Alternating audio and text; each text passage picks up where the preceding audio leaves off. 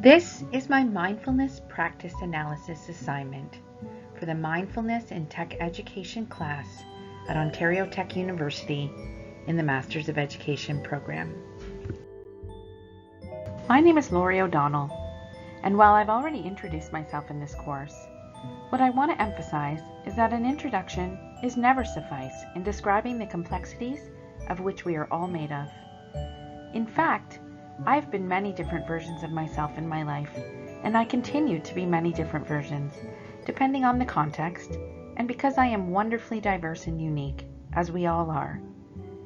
The experiences we encounter throughout our lives can shape and mold the way we are, the way we think, and the way we perceive the world and others around us, and the ways in which we interact in those relationships. For me, I started my life with many adverse childhood experiences, and these adverse experiences continued through much of my young adult life.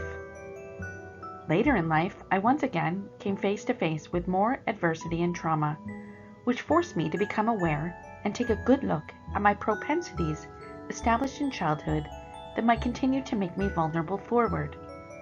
However, rather than avoiding the adversity, I made a conscious decision to be curious about those adverse experiences as both a way of understanding myself and how trauma took form holistically within my whole being, in my body, in my nervous system, in my cognition, and in my emotional regulation and expression towards myself and others. This desire to be intentional and aware of the ways in which I was shaped and to be present in the moment without judgment through the use of mindfulness is the means of which I strive to be a more healthy person, professional, mother, and most recently, grandmother.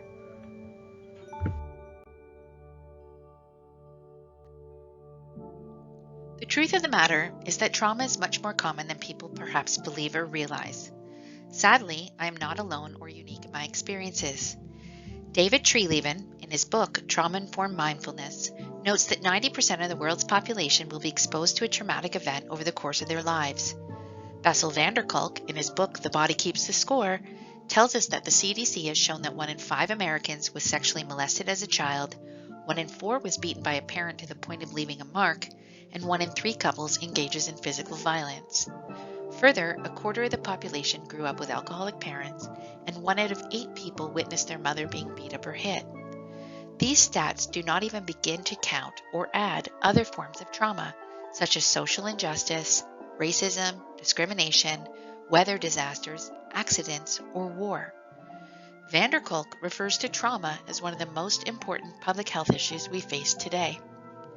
Many researchers in the field, such as Richard Davidson, Dan Siegel, and Peter Levine, have talked about the impact that trauma has on the brain and on the autonomic nervous system, specifically the fight, flight, or freeze response, and how these experiences can become stuck in the bodies of those that have experienced trauma, even long after the traumatic danger is past. Levine talks about considering the herd of impalas grazing peacefully in the grass, only to sense an approaching predator. As the impala is chased and begins to accept its inevitable fate, it will often freeze and fall still, almost as if dead. Not dead, but frozen. Levine describes this as an automatic process that is adaptive in nature and is intended to protect the impala from having to process the physical pain of being eaten by the predator, but can also act as a way of surviving the trauma, because freezing may cause the predator to go away and not continue with its attack. Levine further describes this freeze as a gift by the wild. It is a mercy of our brains and of our nervous system that is granted to all mammals, including humans, as a way of surviving awful and often painful circumstances. Given this strong area of knowledge in how trauma impacts first the reptilian brain and the nervous system, and subsequently how these traumas become stored in the body, it is reasonable to explore mindfulness and being present within the body and in present moment as a means of processing and assimilating experiences and healing from trauma. Bessel van der Kolk talks about the connection between trauma and body in the following YouTube video.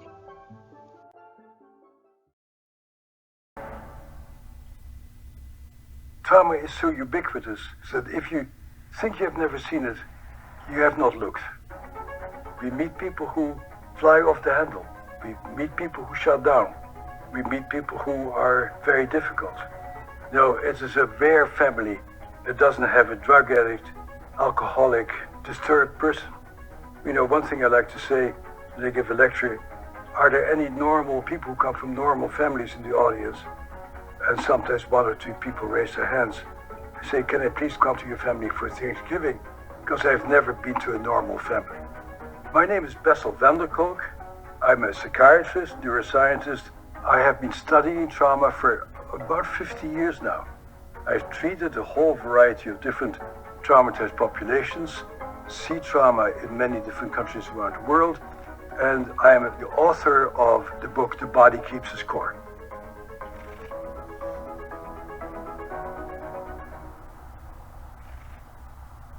It's important for people to realize that not every mental health professional knows what we're talking about here. The mainstream system of psychiatry, psychology is that there is something wrong with you and I need to fix you. That's a very different attitude than dealing with trauma. Around that time that I first started to work for the VA, a group of us started to define what trauma is and started to define what happens to people. 1978 was the year, and the Vietnam War was over by about 6 or 7 years. The very first day that I met Vietnam veterans, I was just blown away.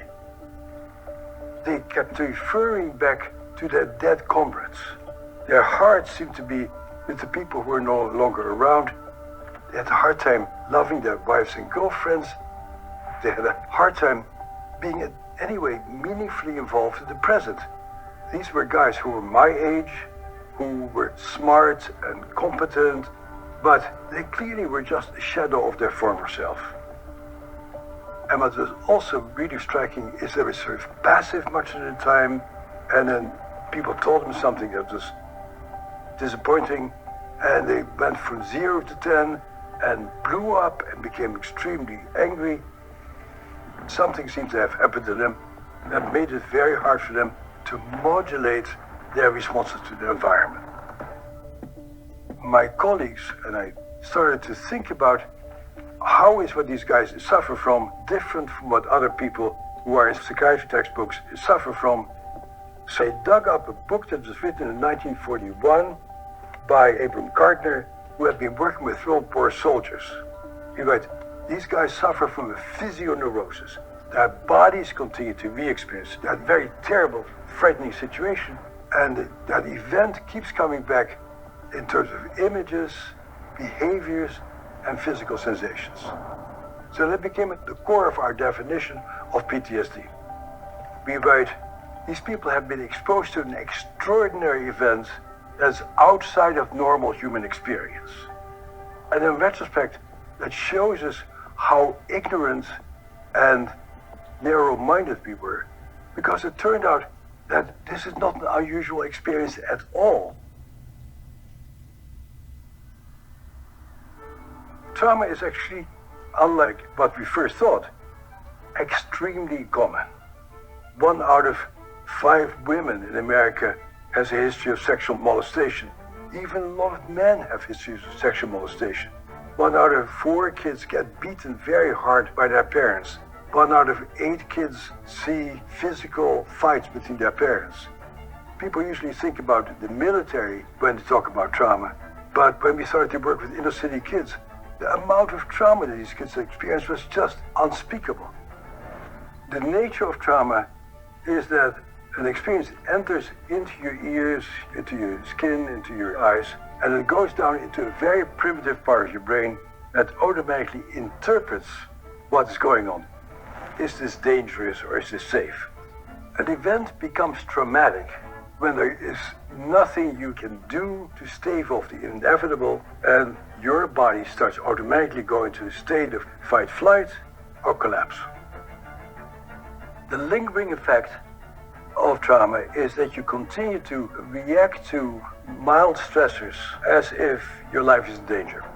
And so you tend to become hyper-reactive. Somebody may irritate you in the supermarket. You may develop road rage. You may have a difficult time putting up with misbehavior from your spouse or your kids. And most people actually are barely aware or not aware at all that their reactions that they're having right now are actually rooted in experiences they have had before. That event itself is over, but you continue to react to things as if you're in danger. So the big challenge of treating trauma is how do we help people to live in bodies that feel fundamentally safe.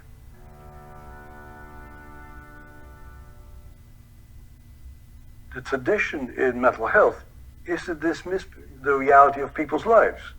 For example, it's only in the past few years that people are beginning to talk about the impact of poverty, or the impact of racism, or the impact of unemployment.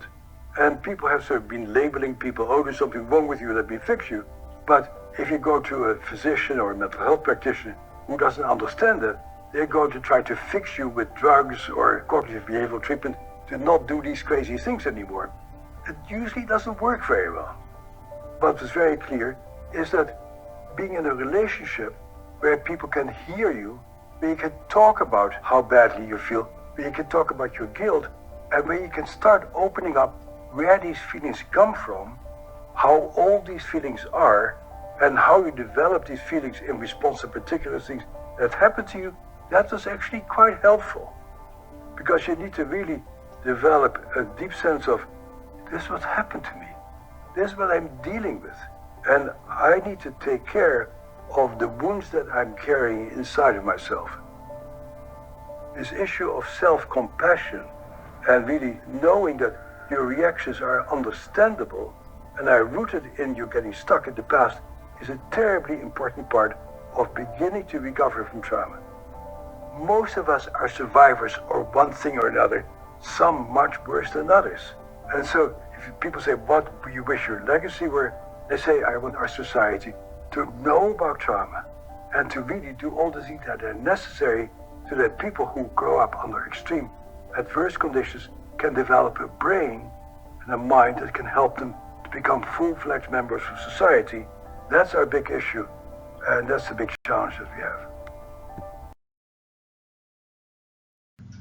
The practices I chose to focus on for this mindful practice analysis assignment were yoga, or mindful movement, as well as body scans. I engaged in both practices at least once each day for 30 consecutive days. The yoga method I used was flow yoga, which, unlike traditional yoga, focuses less on maintaining poses and places emphasis on the transitions between movement and yoga poses such that a person is in almost continuous motion. This practice was approximately 30 minutes per day and rotated between 4 pre-recorded flow yoga routines demonstrated by well-known yogis Rodney Yee and Colleen Sedman. I would follow each yoga session with a 15-minute body scan as part of my cool down. For the body scans, I would use a variety of guided body scans from the Calm app, but also would often do this practice myself without a guided voice, starting with awareness of my feet and moving upwards to my head, self-guiding myself to first find that body part and then to both tense it and relax it, sometimes several times.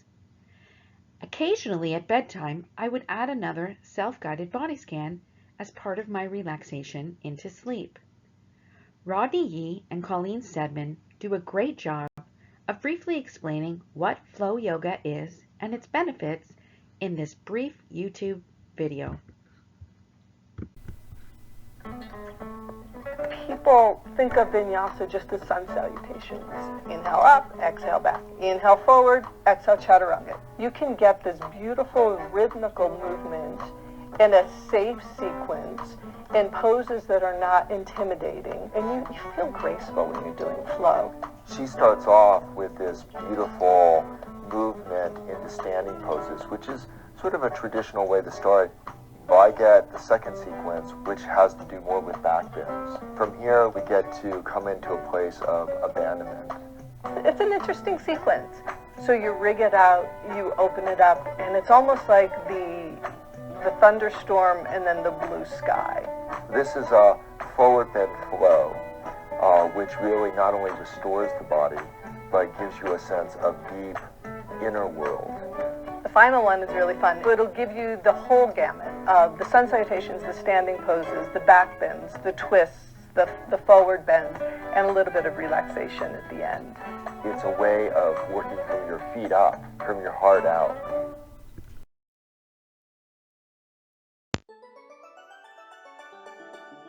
I chose these two practices because I find the practice of being present and grounded in my body to be the most difficult. A very common effect of trauma is disassociation, which is an automatic disconnect from the body, much like the antelope who will freeze when faced with severe threat of death or danger.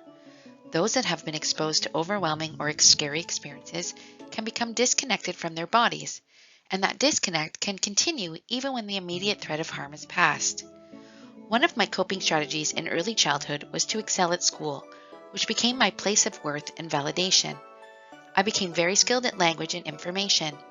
As such, I have always focused the majority of my efforts and attention on strengthening the cognitive aspects of my brain, and less attention on being aware and present with my body and recognizing how my emotions and expression are connected to those internal sensations.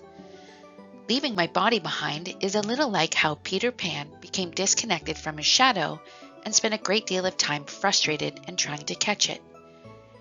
The very first time I went to a mindfulness-based stress reduction class and tried a body scan, I noticed with horror that there were whole areas of my body I simply could not find, no matter how hard I tried.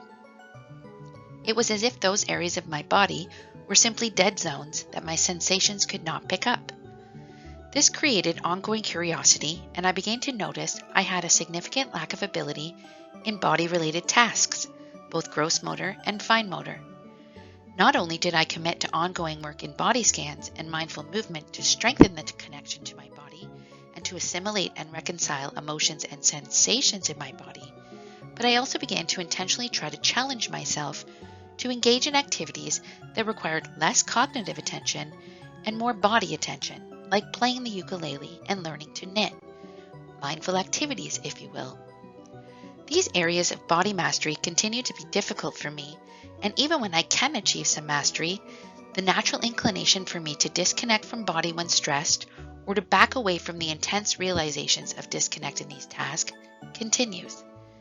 As such, I feel it's an important goal to include mindful activities that promote awareness of body into my ongoing mindfulness practice and to continue to practice non-judgmental compassion for myself in those moments of discomfort and unfamiliarity.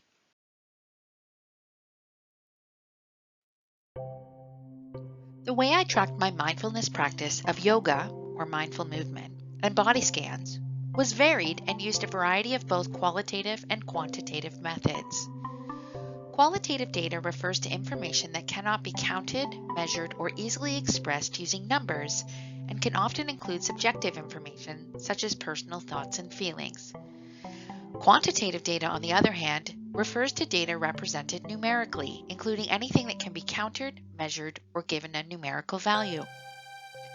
Qualitatively, I used a journal to track my thoughts and feelings about how I was feeling both before and after practice using a simple 3-point scale. The 3-point scale was based upon my own perspective on whether I was feeling good, which was a 3, bad, which was a 1, or neutral, somewhere in between, which I counted as a 2. These types of scales are very common visual tools for emotional regulation and can vary both in level of feelings, language describing feelings, and other formats. One very popular visual emotion scale is the incredible 5-point scale designed by Carey, Dunn, Burren, and Mitzi Curtis. Because scales need to be relevant to the person using them, it is important to be sure the scales represent the person's interests and language. I once helped a youth who loved Star Wars use a 3-point scale in which good was represented by Luke Skywalker, bad was represented by Darth Vader, and neutral was Yoda. who for him fell somewhere in between Luke and Darth Vader in terms of the emotions these characters elicited. I also used a journal just to note any other free-flowing thoughts or feelings that came up during the practice, and allowed myself the option to opt out of recording anything at all aside from the rating scale if that felt authentic to me that day. Quantitatively, I tracked each time I did the practice, how long I engaged in the practice, as well as how many times I felt the need to stop the practice, whether I resumed the practice or not.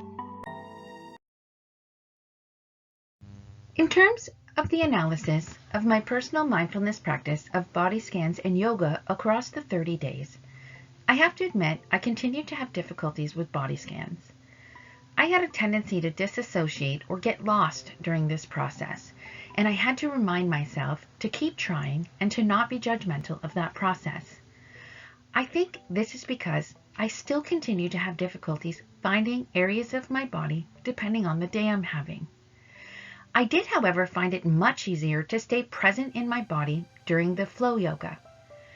This is because I had to commit a lot of attention and concentration to getting into the poses, staying in the poses, and transitioning between poses.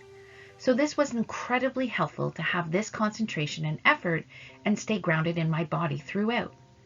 It felt great. However, I did notice that I had high emotionality after both practices, often feeling teary or emotional, and sometimes even crying. The practice also felt very personal, such that I didn't want to share with anyone, and I certainly didn't want to do it in front of others. I also needed time to reintegrate to life after, sometimes taking upwards of an hour afterwards to feel better and more grounded to carry on with my day. This has incredible implications in terms of maintaining irregular mindfulness practice in my life. This means that I need to schedule mindfulness during times where I can be alone and where I have time after the practice to reintegrate before I transition back to work or other things. The realization of disconnect from my body is incredibly disturbing, and I think it is important for people to realize that people don't always find mindfulness zen or calm, and that sometimes it can be uncomfortable and upsetting, and it does take people time to feel more and more comfortable as they progress in the practice. Overall, my mind and mood did appear to be much calmer. I was more present and felt more stable after that period of reassimilation had passed. And I feel like the effect lasted longer as my practice increased, meaning that I felt better and the practice felt easier on day 15 than it did on day 1, and I felt even better by day 30. Body scans did continue to get easier, but I still find them hard. In terms of its applicability to my work and personal life, I do feel greater calm and less dissonance between what I recommend in my mental health practice and what I practice myself. This has helped me to feel more authentic as a person and as a professional. Mindfulness also aligns with my indigenous worldviews of interconnectedness and whole body wellness as represented by the Wellness Wheel. Tedeschi and Calhoun in the 1990s coined the phrase post-traumatic growth to describe positive outcomes that people reported after they had experienced negative or traumatic events. People reported positive areas such as spiritual development, more hope and new possibilities, a sense of personal strength, the desire for and ability to form close relationships, and a greater appreciation for life overall. This very much resonates with how I try my best to see my traumatic history. In his book, Waking the Tiger by Peter Levine, he speaks about trauma using the analogy of a tree. His quote is, "When a young tree is injured, it grows around that injury. As the tree continues to develop, the wound becomes relatively small in proportion to the size of the tree. Gnarly burls and misshapen limbs speak of injuries and obstacles encountered through time and overcome. The way a tree grows around its past contributes to its exquisite individuality, character, and beauty. I certainly don't advocate traumatization to build character, but since trauma is almost a given at some point in our lives, the image of a tree can be a valuable mirror." The image of the mature tree, full of character and beauty, will serve us better than denying the experience or identifying ourselves as victims and survivors. There is emerging evidence that the practice of mindfulness can be helpful for trauma. Further, there is also emerging evidence that yoga is a good body-based way to engage in mindful practice and to help recalibrate the body's nervous system and brain in response to trauma, which can also increase feelings of healing and improve well-being and quality of life for those who have been through traumatic events. A trauma-informed approach to mindfulness works by modifying traditional meditation practices with grounding, anchoring, and self-regulation techniques to maintain balance in the nervous system, which can help traumatized people manage their symptoms and feel safer in their bodies. It is important for using or promoting mindfulness to ensure that people stay within their window of tolerance. The window of tolerance is a concept originally developed by Dr. Dan Siegel to describe the optimal zone of arousal for a person to function in everyday life. When a person is operating within this zone or window, they can effectively manage and cope with their emotions. David Treleaven, in his book, Trauma-Sensitive Mindfulness, speaks about this connection between trauma and mindfulness. He writes, "Placed beside one another, mindfulness and trauma can seem like natural, even inevitable allies. Both are concerned with the nature of suffering. Both are grounded in sensory experience. And while trauma creates stress, mindfulness has been shown to reduce it. Theoretically, it seems that anyone who has experienced trauma could benefit from practicing mindful meditation. What could go wrong? Plenty, it turns out. For people who've experienced trauma, mindful meditation can exacerbate symptoms of traumatic stress, and this can include flashbacks, heightened emotional arousal, and disassociation, meaning a disconnect between one's thoughts, emotions, and physical sensations. While mindfulness might appear to be a safe and innocuous practice, it can thrust trauma survivors directly into the heart of wounds that require more than mindful awareness to heal. At the same time, mindfulness can also be an invaluable resource for trauma survivors. Research has shown that it can strengthen body awareness, boost attention, and increase our ability to regulate emotions, all vital skills in trauma recovery. Mindfulness can also help support well-established trauma treatment methods, helping people find stability when faced with traumatic symptoms. I think it's important that whether you're accessing mindfulness for your own personal practice, or whether you're trying to incorporate mindfulness in a professional role, in a health profession, in community or mental health services, or as an educator at any level of teaching, it is important for us all to be aware of the 4 R's of trauma-informed care developed by the Substance Abuse and Mental Health Services Administration in 2014, and how these 4 R's apply to mindfulness practice. The 4 R's of trauma-informed care are to realize that trauma affects individuals and populations, to acknowledge and validate this and be sensitive and aware, to recognize the signs of trauma and identify potential triggers or challenges, to respond appropriately to trauma and be a good listener, allowing choice and expression.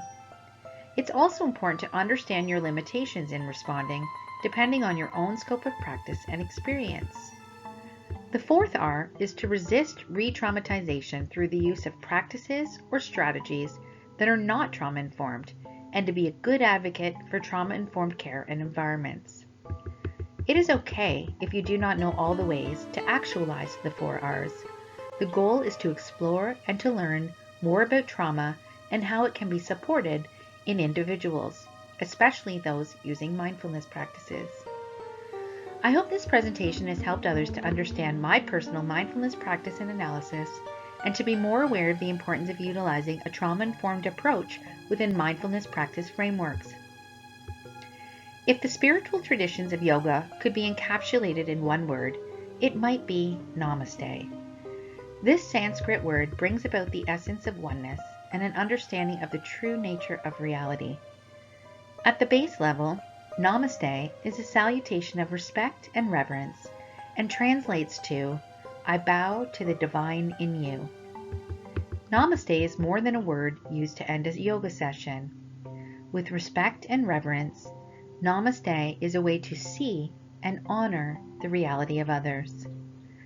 Given this context of trauma and how it impacts the reality of all of us as individuals, I think this is the best way to say goodbye and end my presentation today. Namaste.